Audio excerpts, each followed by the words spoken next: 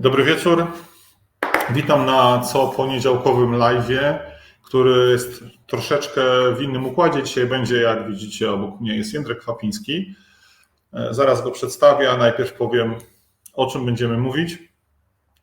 Będziemy się zastanawiać, kto jest w cudzysłowie mądrzejszy, czy ChatGPT, czy generalnie sztuczna inteligencja, czy taki żywy tester. Jędrek jest w naszej firmie przede wszystkim liderem, przede wszystkim bardzo, bardzo doświadczonym testerem z kilkunastoletnim doświadczeniem i ostatnio też naszym ekspertem od sztucznej inteligencji i też stosuje tę sztuczną inteligencję w jednym z naszych projektów, a także prowadzimy gdzieś tam rozmowy wewnętrzne na temat tego, co sztuczna inteligencja może wnieść do testowania. I tutaj Jędrek ma też kilka pomysłów, ale o nich nie będziemy dzisiaj mówić. A taka pierwsza wątpliwość, która mnie się nasuwa, bo obserwuję sztuczną inteligencję i jakby narastanie tego zainteresowania sztuczną inteligencją od paru lat, i to, że programiści boją się czata GPT, marketingowcy boją się czata GPT, dzieci odrabiają prace domowe czatem GPT, albo chat GPT odrabia za nich prace dyplomowe. No i tak jak te powiedzmy 7-8 lat temu zastanawialiśmy się, czy będą nadal potrzebni testerzy manualni, bo wchodziła automatyzacja, tak na full, no to teraz powoli zastanawiamy się, czy będą potrzebni w ogóle testerzy, bo może chat GPT nas zastąpi jako testerów. No i tutaj ja się trochę boję, aczkolwiek uważam, że nie każdy tester jest do zastąpienia i nie we wszystkim jesteśmy do zastąpienia, więc zaprosiłem Jędrka, żeby mu zadać parę pytań i może rozproszyć obawy, a może Jędrek te obawy właśnie podkreśli i powie, że no sorry ludzie, przekwalifikowaliście się parę lat temu na testerów albo niedawno na testerów, a teraz czy przekwalifikowujcie się dalej. Zresztą dostałem ostatnio pytanie od jednego znajomego, który chce się przekwalifikować na jakiegoś tam człowieka z IT, no i się zastanawia, nie? Skoro programiści boją się czata GPT, czy opłaca się przekwalifikować na testera? Jeżeli testerzy też się boją czata GPT i będą zastąpieni, to być może nie opłaca się przekwalifikowywać na testera. I tutaj chciałbym poruszyć dwie kwestie, w których moim zdaniem chat GPT, czy generalnie sztuczne inteligencje nie dorastają do pięt człowiekowi, i to jest kwestia kreatywności i kwestia też pojmowania kontekstu, w jakim się znajdujemy, ale to za chwilę zadam konkretne pytania Jędrkowi. A jeszcze na początek tradycyjnie bardzo dziękuję za potwierdzenie, że widać i słychać. Bardzo jest to nam potrzebne, bo to jesteśmy testerami i warto zawsze przetestować i sprawdzić, czy infrastruktura działa. I jednocześnie nieustająco zachęcam do komentowania. Jeżeli będziecie się zgadzali z nami albo nie zgadzali z nami, jakby mówimy o naszych doświadczeniach, o naszej znajomości sztucznej inteligencji, o naszych przemyśleniach dotyczących sztucznej inteligencji. Wobec tego, jeżeli Wam się coś spodoba, to podbijajcie. Jeżeli Wam się nie spodoba, no to kontrujcie. Także Jędrek, dzięki, że przyjąłeś zaproszenie i że będziemy mogli porozmawiać o sztucznej inteligencji, powiedzmy przy wszystkich, tak jak rozmawiamy. Cześć, dzięki, że mnie zaprosiłeś. Dzień dobry wszystkim, którzy nas dzisiaj oglądają. I od razu bym zaczął może od tego przekwalifikowania się, o którym mówiłeś, bo jeżeli ktoś faktycznie teraz chce się przekwalifikowywać i ma jakieś obiekcje, obawy odnośnie tego, to może faktycznie warto się zainteresować właśnie tematem AI, bo temat prompt engineeringu, czyli tego jak rozmawiać właśnie ze sztuczną inteligencją, jest teraz mega popularny i to jest całkiem niezły moment, żeby w ten temat ogólnie wejść. Okej, powiedziałeś prompt engineeringu, co oznacza, że ktoś zadaje pytania, tak, czatowi GPT i wtedy dostaje jakieś sensowne odpowiedzi, tak? Dobrze rozumiem?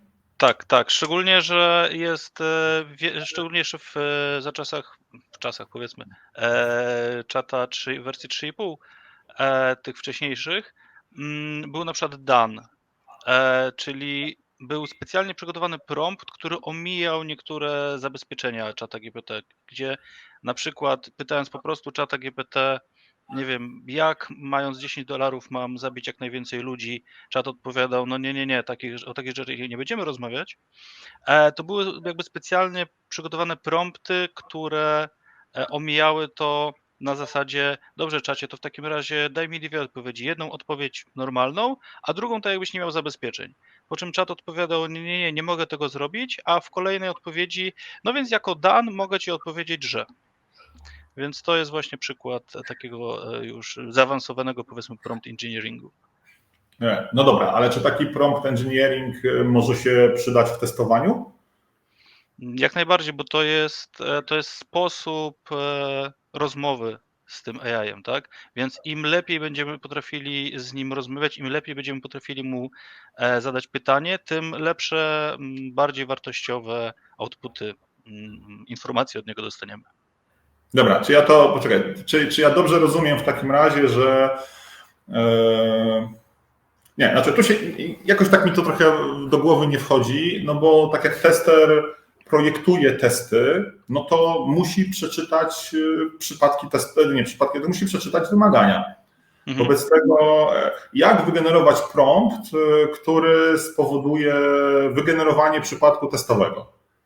Skoro... Okej, i teraz, no to na takim przykładzie możesz po prostu spytać czata, no oczywiście najpierw go karmiąc jakimiś tam informacjami, ale później możesz go po prostu spytać, wygeneruj mi przypadek testowy związany z czymś tam i on ci jakiś tam przypadek wygeneruje, ale możesz mu zadać, możesz go najpierw przygotować, czyli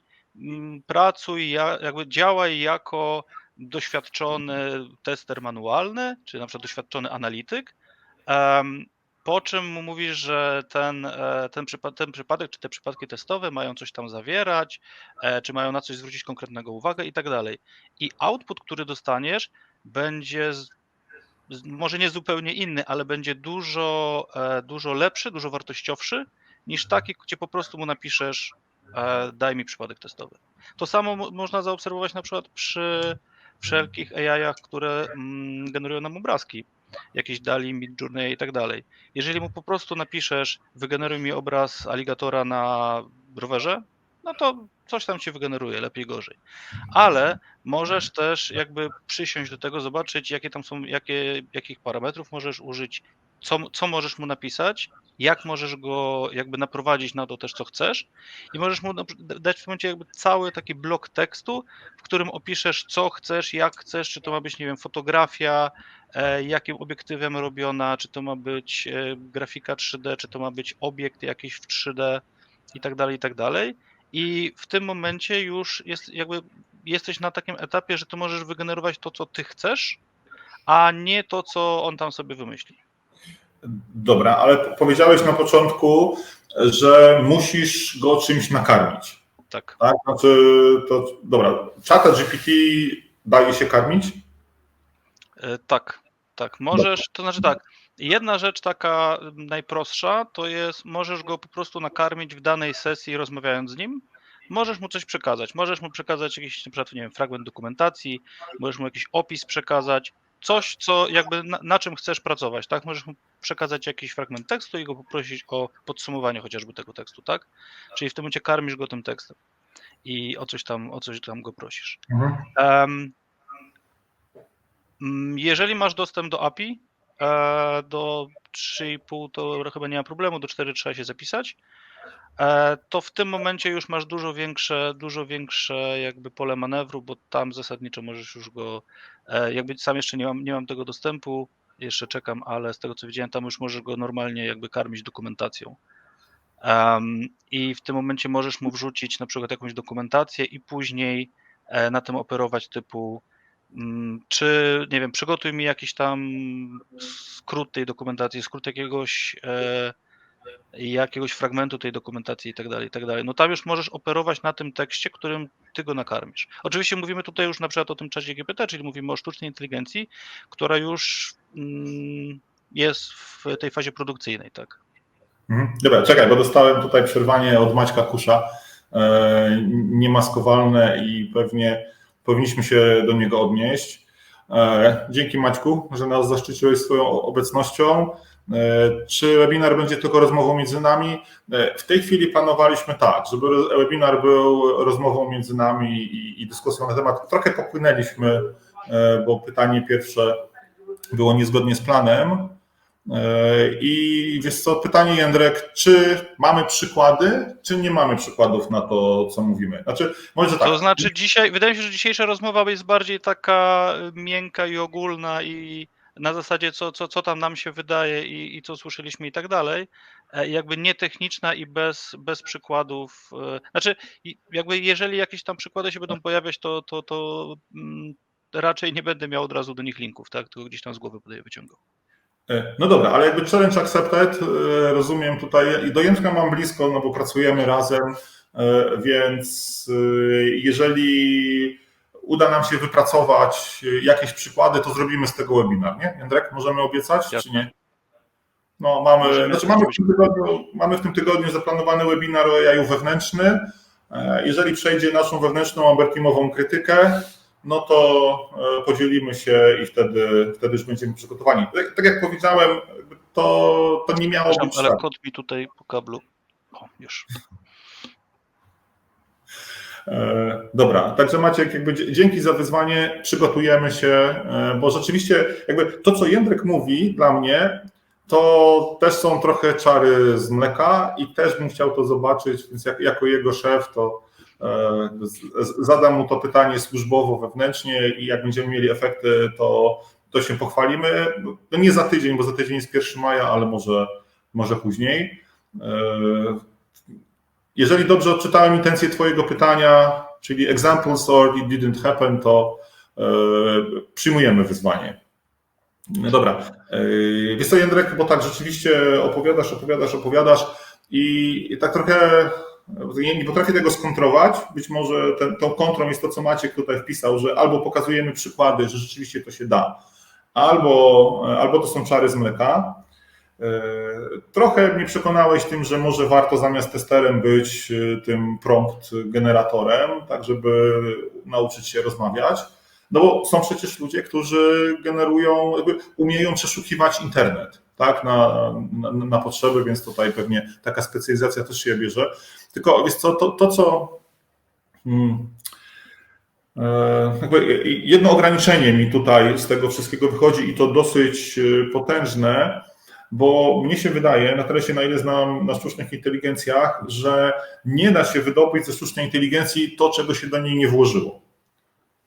Tak, dobrze myślę? Czy z czatem GPT jest może inaczej, bo jest nakarmiony całym internetem? To znaczy, to jest chyba jakieś inaczej. Pytanie jest, czy możemy od sztucznej inteligencji dostać coś, czego w niej nie zaprogramowaliśmy jakby, tak? Tak. Okej, no więc zasadniczo takim jest, znaczy tak działa ChatGPT, tak, i tak działa AI, też na przykład te graficzne, czyli one przetwarzają to, co my im powiedzieliśmy, pokazaliśmy i dają nam jakby swoją nową odpowiedź, bo jeżeli ja spytam o ChatGPT o, nie wiem, o jakieś definicje, czy o jakieś informacje, które chcę z niego wyciągnąć, to on nie da mi informacji, która jest gdzieś w internecie. To nie jest na tej zasadzie, że on sobie znajdzie na Wikipedii odpowiedź i mi ją po prostu pokaże, tylko on na podstawie tej wiedzy, którą ma, wygeneruje mi nową, swoją odpowiedź, która jakby może być poprawna, może być niepoprawna oczywiście, tutaj też mamy ten problem halucynacji, ale to jest jego odpowiedź, tak? No i tak samo z tymi AI-ami, które na przykład generują grafikę. Jeżeli ja go zapytam o tego krokodyla na rowerze, to on mi nie pokaże istniejącego, tylko on go faktycznie stworzy. Więc zasadniczo tak, te AI tworzą coś swojego. Mhm. Dobra, wiesz co, okej, ale wrzucam kolejny komentarz, bo jest też trochę odpowiedzią na komentarz Maćka. Nie będę się do niego odnosił, bo to jest link, to możecie sobie zobaczyć. Tylko, że wiesz co, wydaje mi się, że w wielu projektach informatycznych ta wiedza, która jest potrzebna do projektowania testów, jej nie ma w internecie. Tak, To znaczy, wiesz, ta wiedza o projektowaniu jest chociażby w materiałach ISTQB. Wiedza merytoryczna, nie? Bo powiedzmy, jeżeli chcę testować e-commerce, to rzeczywiście zrobiłem taki eksperyment, tak, w czacie GPT, drogi, napisz mi przypadek testowy do testowania przejścia tego procesu koszykowego, tego zakupowego i w miarę generyczny, ale sensowny przypadek testowy, formalnie przynajmniej sensowny, wygenerował.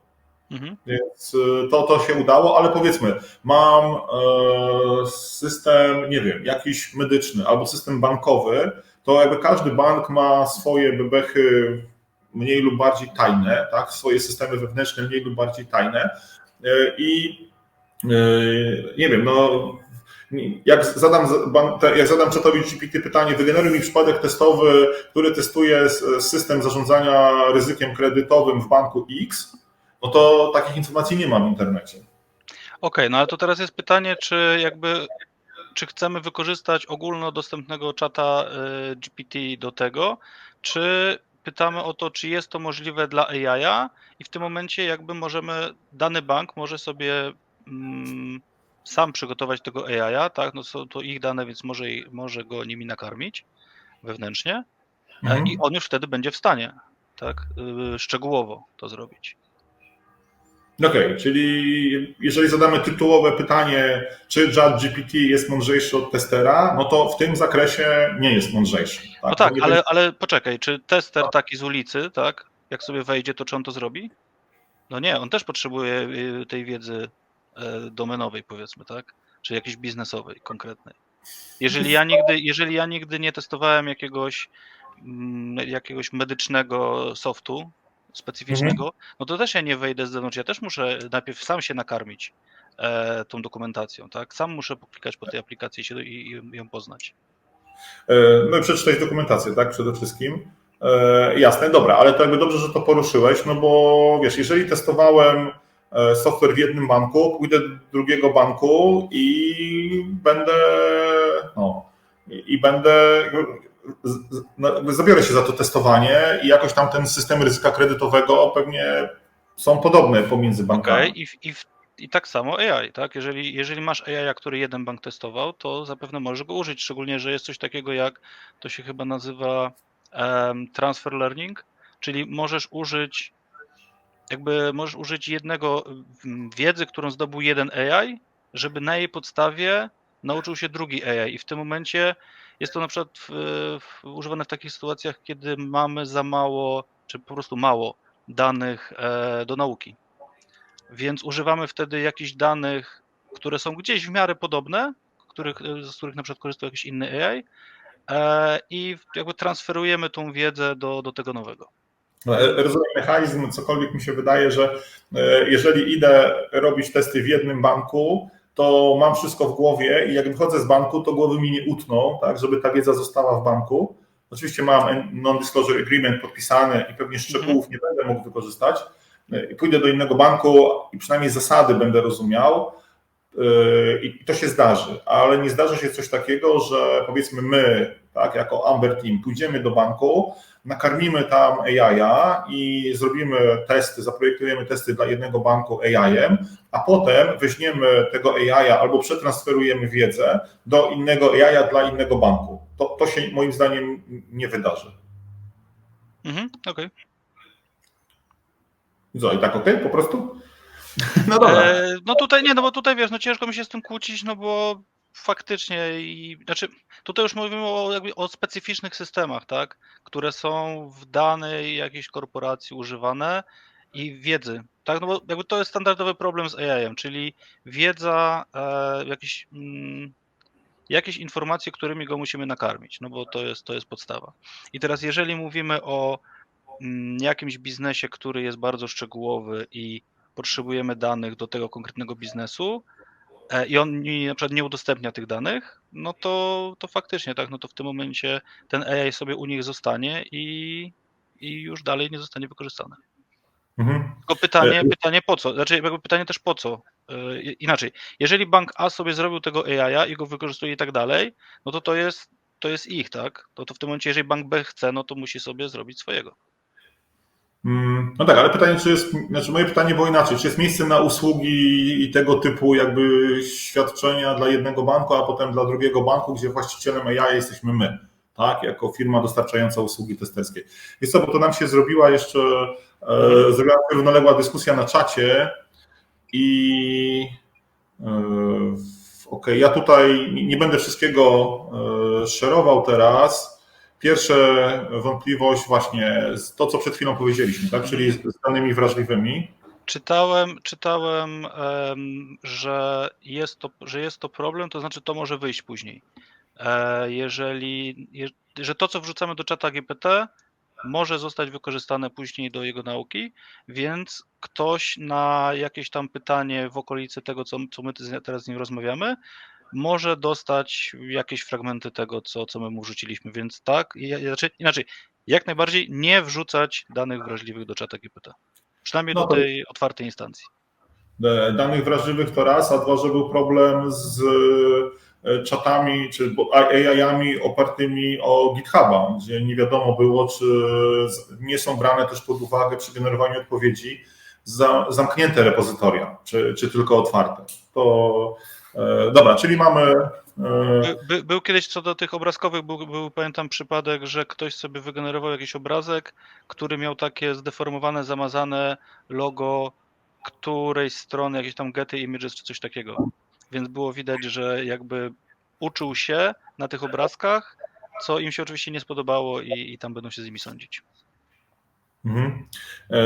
Wiesz co? O, dobra, okej, dzięki za odpowiedź. Tutaj zostawmy na chwilę ten temat wiedzy, jakby tej wiedzy wrażliwej, no bo rzeczywiście może warto mieć swojego AI nakarmionego swoimi wymaganiami, swoją wiedzą domenową i wykorzystywać go w tych sytuacjach, w których wiecie, że ta wiedza nigdzie nie wypłynie. Można by zadać pytanie o etyczność żywych testerów. Czy tester żywy też nie jest tutaj jakąś tam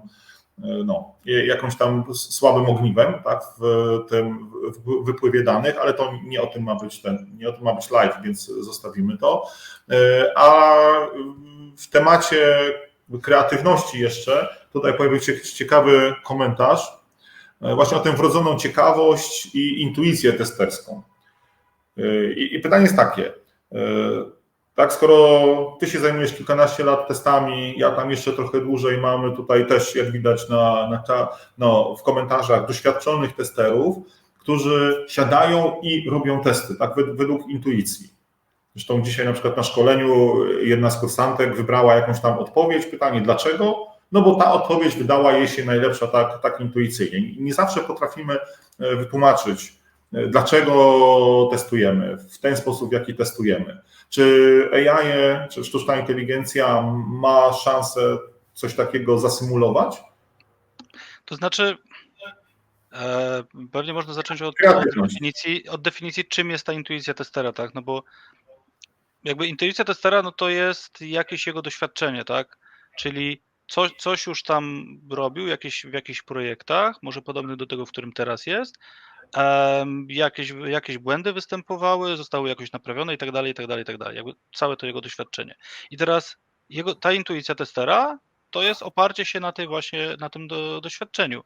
Więc zasadniczo ten AI jak najbardziej może to mieć, tak? No bo AI ma taką wiedzę, jaką mu tam wrzucimy, więc jeżeli mu wrzucimy dane historyczne, jeżeli mu wrzucimy dane o jakieś tam, nie wiem, tikety, błędy, rozwiązania tych błędów, nie wiem, całą Jirą i całą dokumentacją, no to w tym momencie on poniekąd zyskuje taką intuicję, no bo wie, co było, więc może teraz sobie z tego ekstrapolować, że nie wiem, za każdym razem, jak było poprzednio wdrożenie, to były problemy w jakimś tam zakresie X.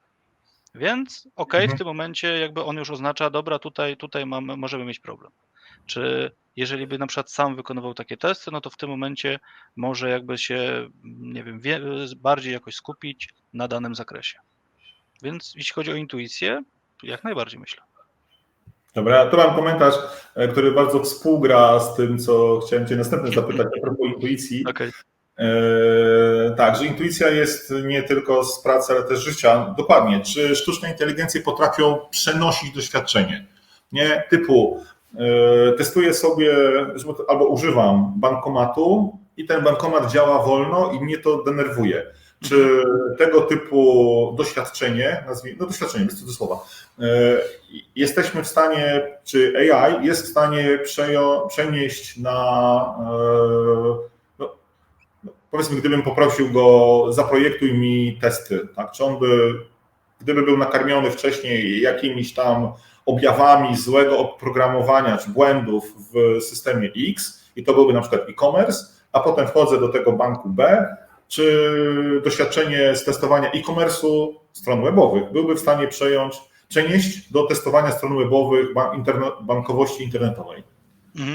Okej, znaczy tak, pierwsza rzecz odnośnie doświadczeń życiowych, no to na obecnym etapie AI ma dostęp tylko do tego, co mu damy w formie pisanej, więc nie ma swoich doświadczeń, tak? Przyszłościowo myślę, że nie będzie problemu z jakby podpięciem czujników czy danych z czujników, więc będzie, myślę, mogła ta sztuczna inteligencja empirycznie doświadczać świata. Czyli na przykład może być chociażby robocik z kamerką i z możliwością wstukiwania na pinpadzie, tak, jeśli chodzi o testy bankomatu. Okej, ale no na razie tego nie mamy, więc to nam trochę odpada, aczkolwiek znaczy no to jest ten problem, tak, czyli przenoszenie naszych doświadczeń na pismo i na wymagania, ale no to też jest do zrobienia, tak, no bo to też możemy to spróbować zawrzeć w jakiejś tam dokumentacji, tylko że no tak, no to już są konkretne rzeczy, tak, my to musimy wymyślić, tak, to nie wymyśli sobie sama sztuczna inteligencja, że na przykład coś działa wolno i to będzie denerwować użytkownika, więc to jest problematyczne, tak. Jest to do zrobienia moim zdaniem, ale no jest na pewno problematyczne. Okej, czyli rozumiem, że musiało to być zrobione intencjonalnie przez człowieka jako pokazanie sztucznej inteligencji, że takie zachowanie jest złe, tak, i tym karmimy tę sztuczną inteligencję.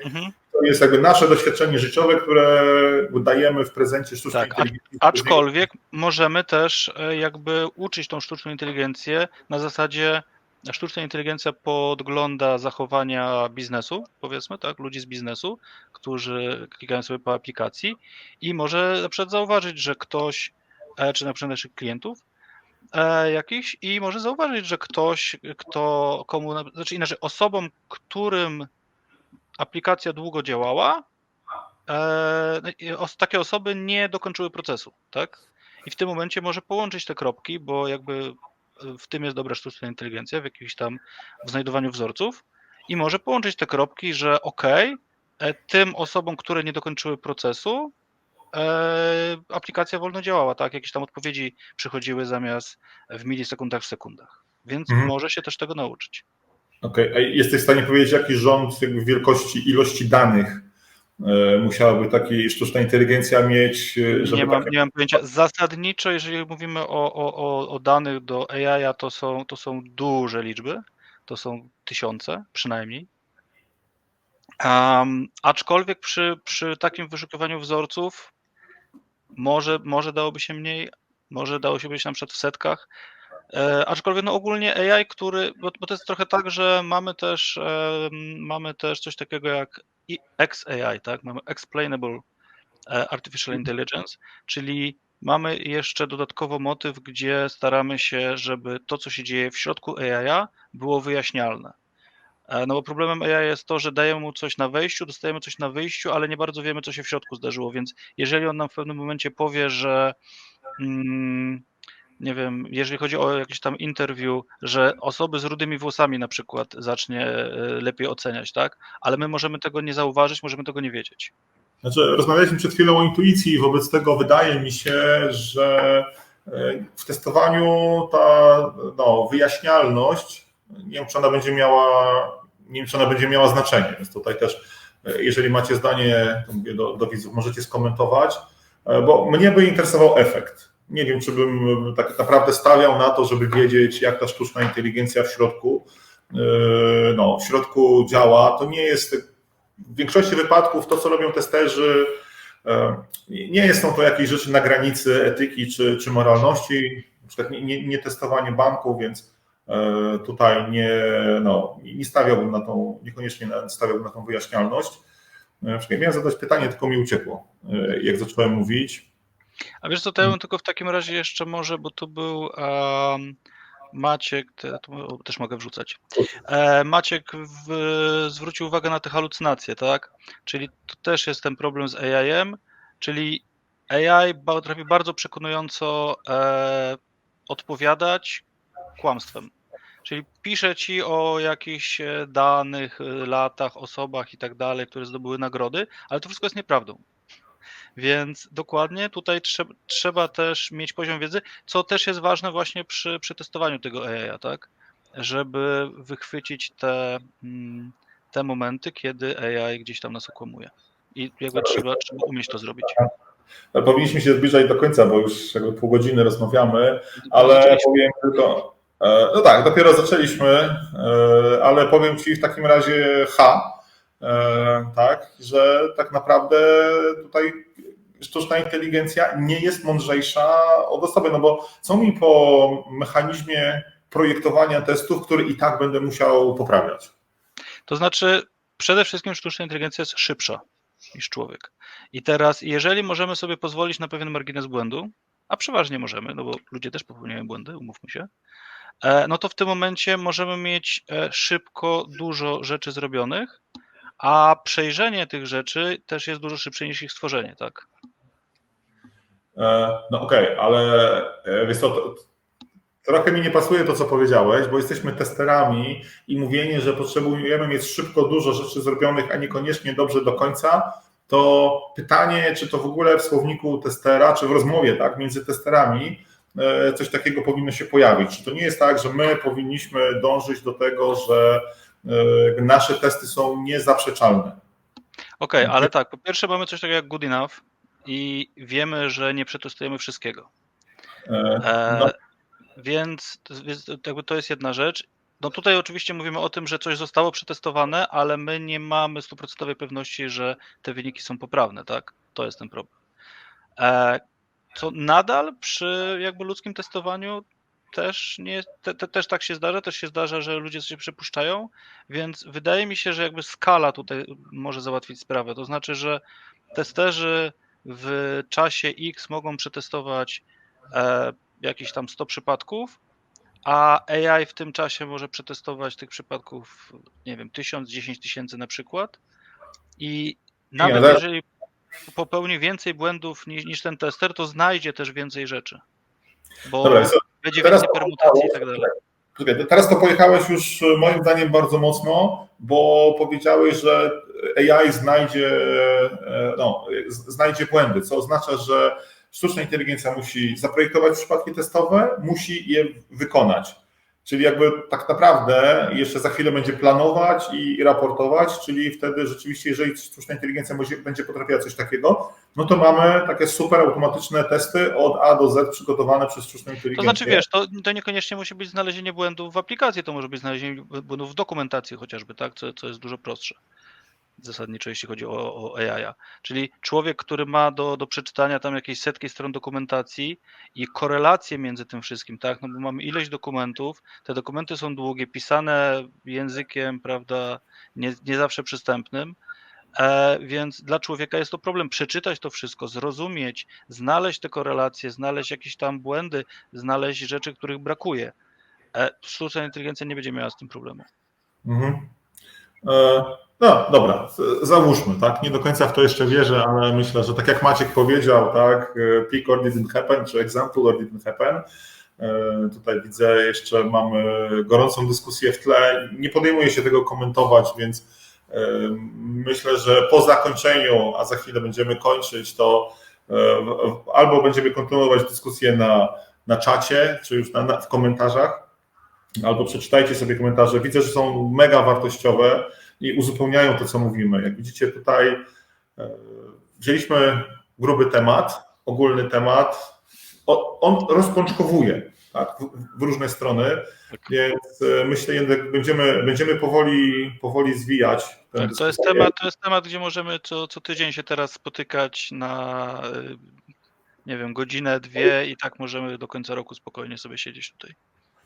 No dobra, no to nie to, że Challenge Accepted, bo ten live ma być live'em ogólnotesterskim o różnych rzeczach związanych z testowaniem, więc nie tylko o użyciu sztucznej inteligencji w testowaniu, ale jeżeli chcecie porozmawiać więcej, czy na żywo, czy w czatach, no to napiszcie w komentarzach, tak, że chcecie więcej o sztucznej inteligencji, o zastosowaniu sztucznej inteligencji w testowaniu. Na pewno podzielimy się tym, tak jak już obiecaliśmy, jak coś wymyślimy i będą przykłady, to wtedy pokażemy.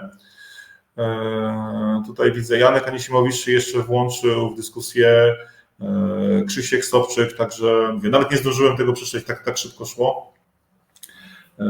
Dziękuję bardzo za wszystkie komentarze. Dotknęliśmy problemu kreatywności, dotknęliśmy problemu przenoszenia doświadczeń, dotknęliśmy jeszcze problemu danych, tak, i wyciekania danych i problemu tego, że trzeba nakarmić. I być może warto hodować swoje własne sztuczne inteligencje, a nie tylko na temat, nie tylko tego czata GPT tytułowego, który jest najbardziej medialny, więc my go tak trochę clickbaitowo użyliśmy, ale jest wiele sztucznych inteligencji, które mogą pomagać różnym.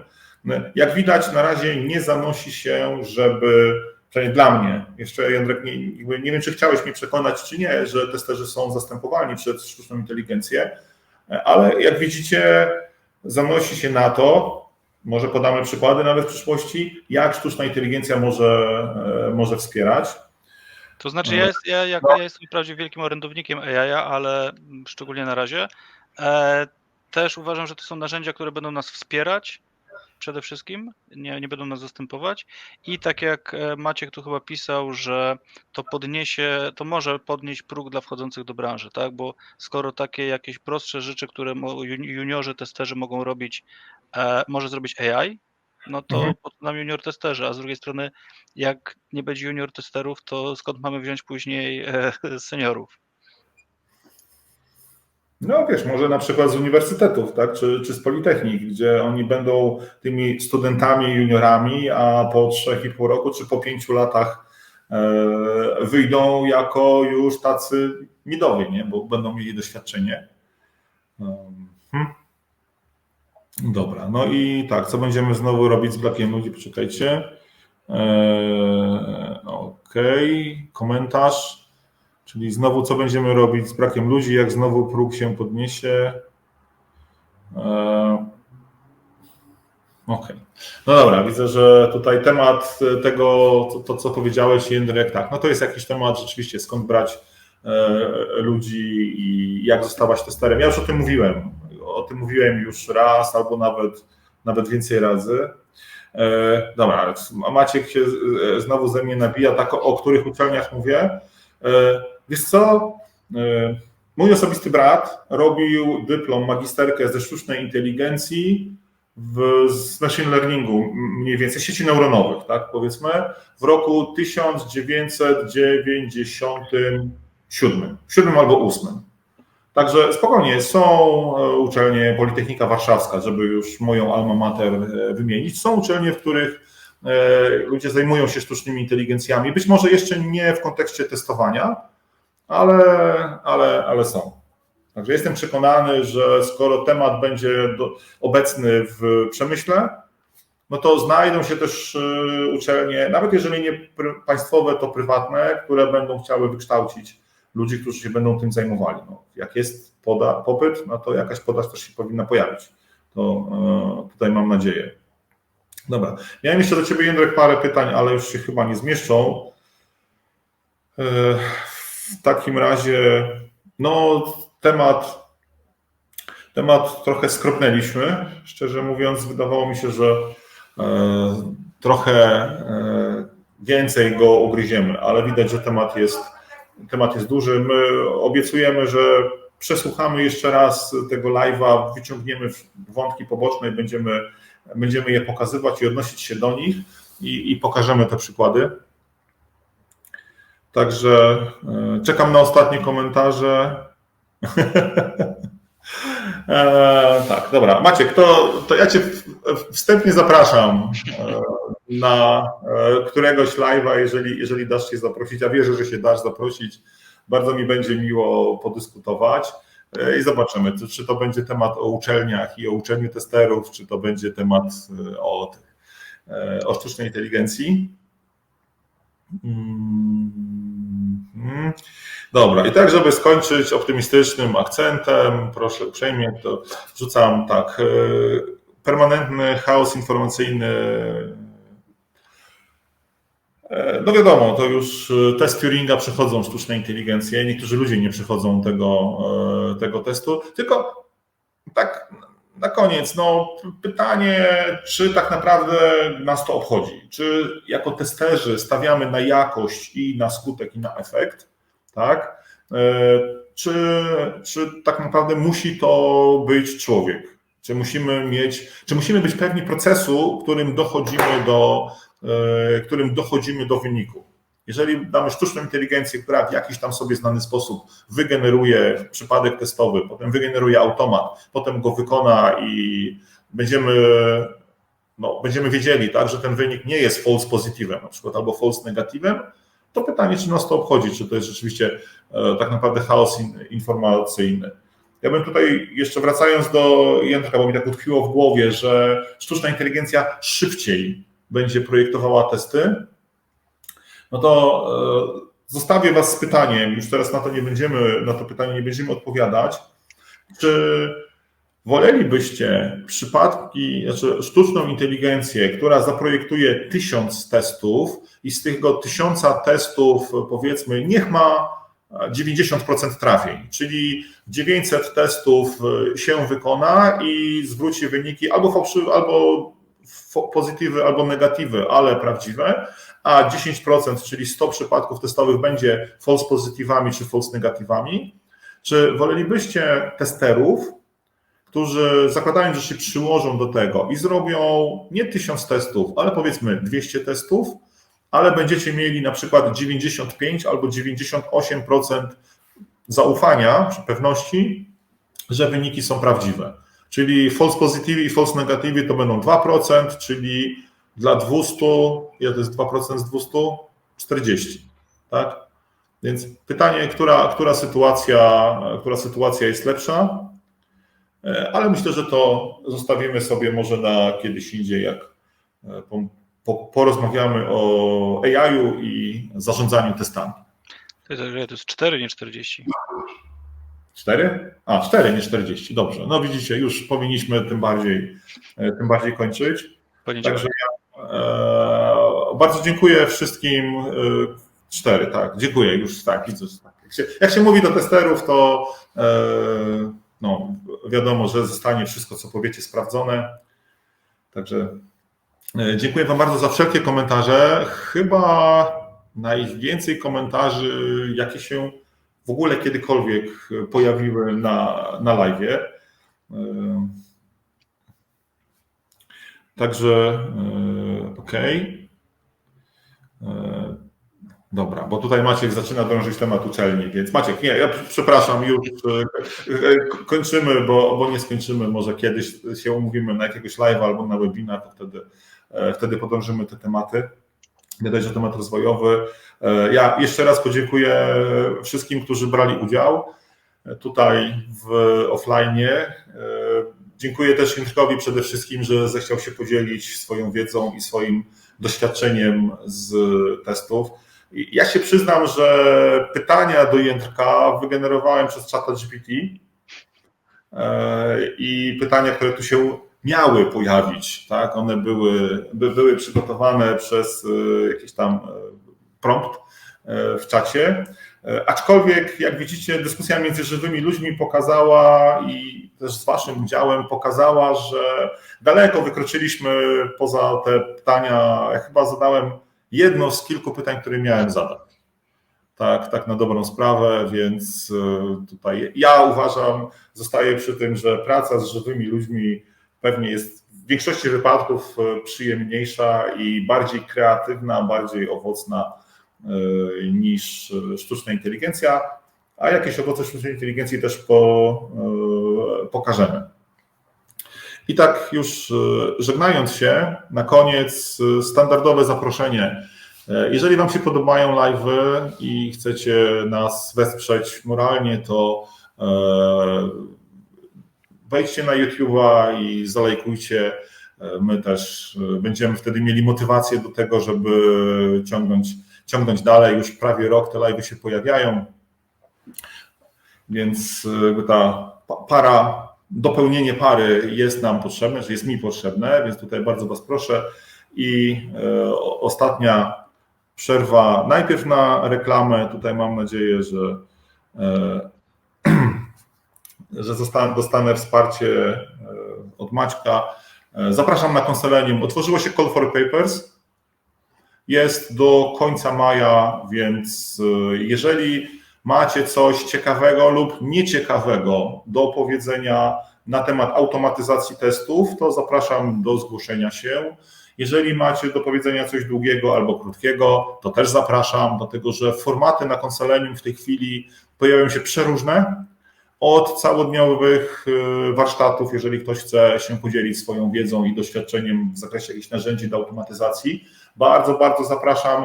Jeżeli uważacie, że macie jeden krótki temat, ale w punkt, mamy też taki format wystąpień 20-minutowych czy półgodzinnych, gdzie można powiedzieć coś krótko, ale na temat, bo zauważyliśmy, że niektórzy ludzie się nie zgłaszają na Call for Papers, na konferencję, nie dlatego, że nie mają nic do powiedzenia mądrego, tylko dlatego, że uważają, że nie wypełnią na przykład całej godziny czy całych 45 minut. Jak widzicie tutaj Jędrek plus ja, no to 47 minut, tak, minimum, ale nawet jeżeli macie krótsze wypowiedzi związane z automatyzacją testów, to zapraszam na Call for Papers conselenium.pl i ankieta prosta z tematem idzie do komisji tej komitetu programowego i zostanie oceniona, może zostaniecie przyjęci. Namawiam do tego, żeby spróbować.